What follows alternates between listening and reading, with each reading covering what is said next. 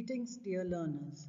I welcome you all to the official YouTube channel of SRN International School, Jagatpura, Jaipur. Today, in this video, I will be explaining the topic about electoral politics from grade 9 NCERT Social Science book.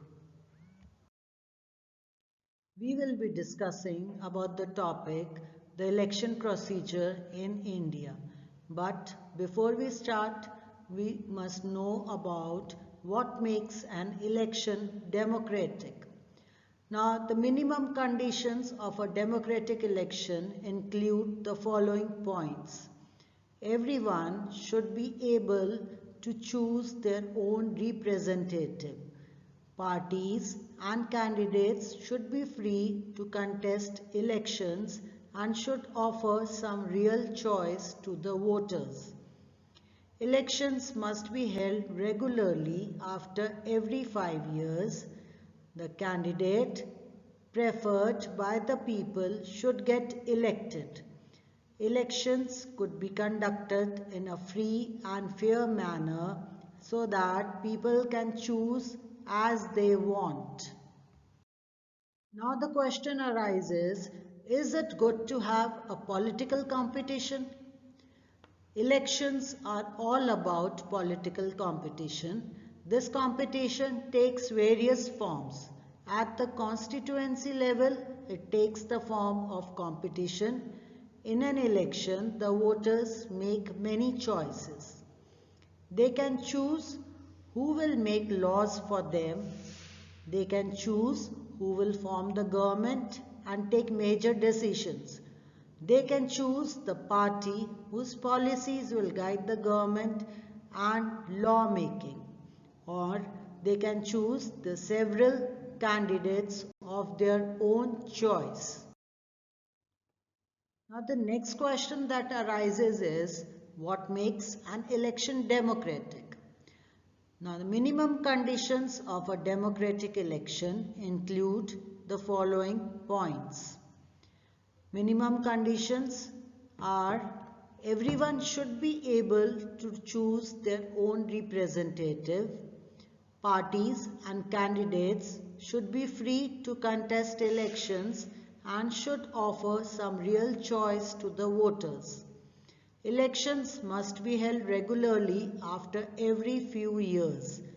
The candidate preferred by the people should get elected. Elections should be conducted in a free and fair manner. People can choose as they really wish.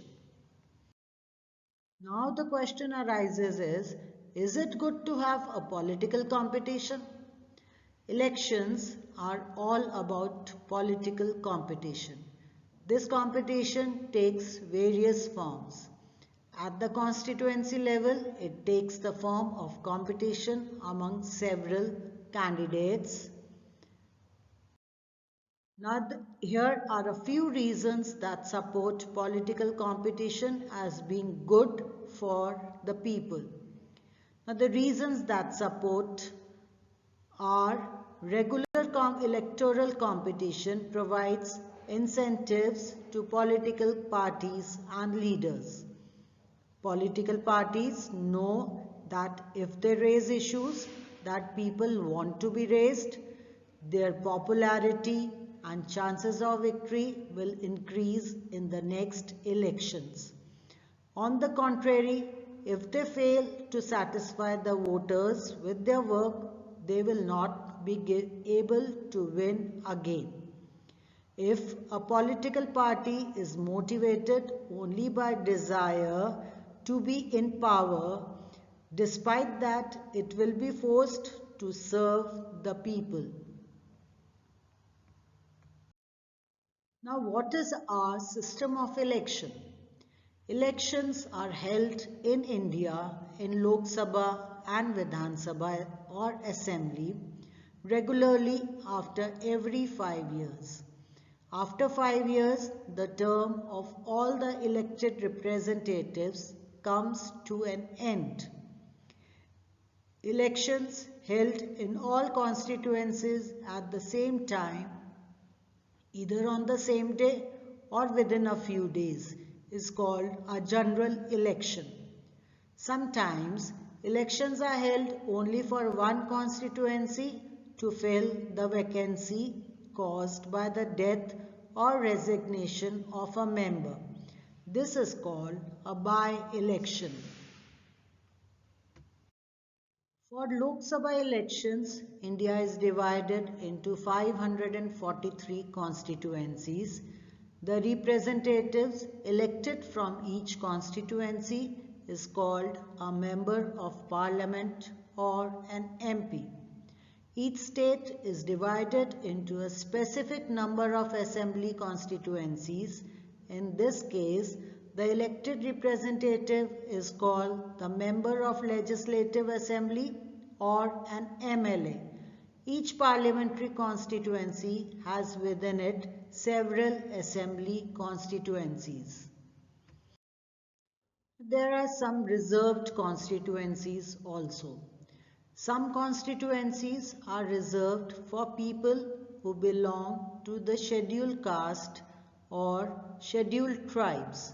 In the Lok Sabha, 84 seats are reserved for the scheduled caste and 47 seats are reserved for the scheduled tribes. In scheduled caste reserved constituency, only someone who belongs to the scheduled caste can stand for election. Only those belonging to scheduled tribes can contest the election from a constituency reserved for scheduled tribes. In many states, seats in rural or panchayat and urban, that is municipalities and corporations, local bodies are now reserved for other backward classes, that is OBC, and women candidates as well.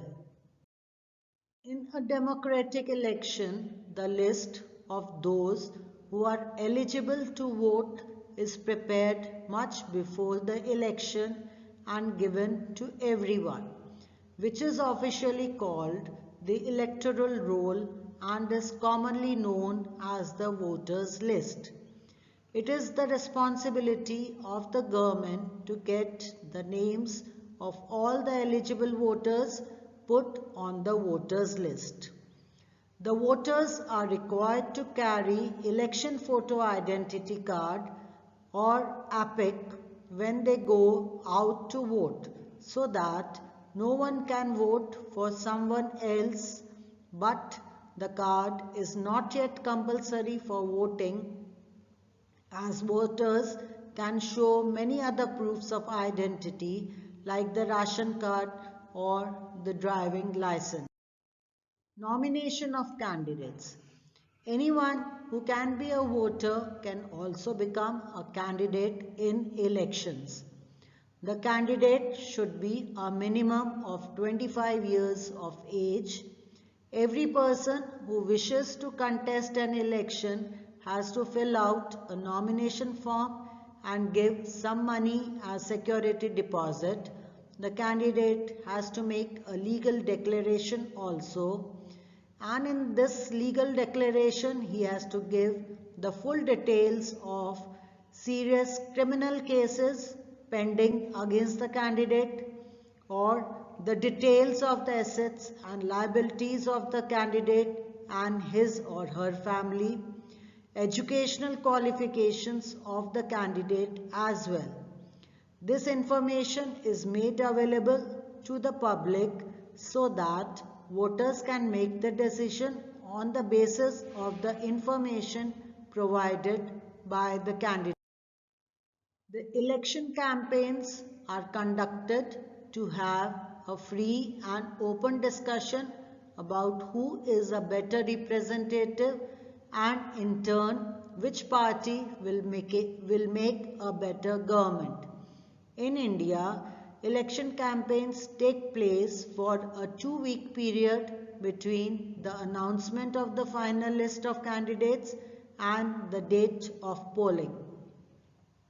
During this period, the candidates contact their voters, political leaders address election meetings, and political parties mobilize their supporters.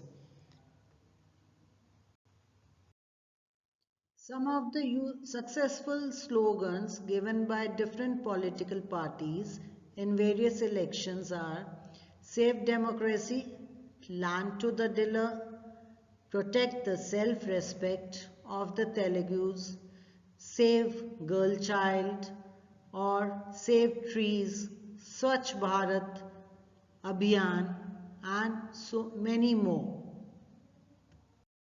So why do we need elections?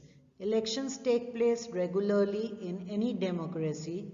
There are more than 100 countries in the world in which elections take place to choose people's representative. So the mechanism by which people can choose their representatives at regular intervals and change them whenever they want to is called an election. There are many challenges to free and fair elections. Elections in India are essentially free and fair. Sometimes this may not be true for every constituency. There are many limitations and challenges to Indian elections. These include candidates and parties with a lot of money enjoy a big and unfair advantage over small parties. Candidates with criminal connections have been able to push others out of the electoral race and to secure a ticket from major parties. Tickets are distributed to relatives from their families. Elections offer little choice to ordinary citizens as major parties are quite similar to each other, both in policies and practice. Smaller parties and independent candidates suffer a huge disadvantage compared to bigger parties. Thank you for watching this video. If you like it, don't forget to share and subscribe it. Thank you again.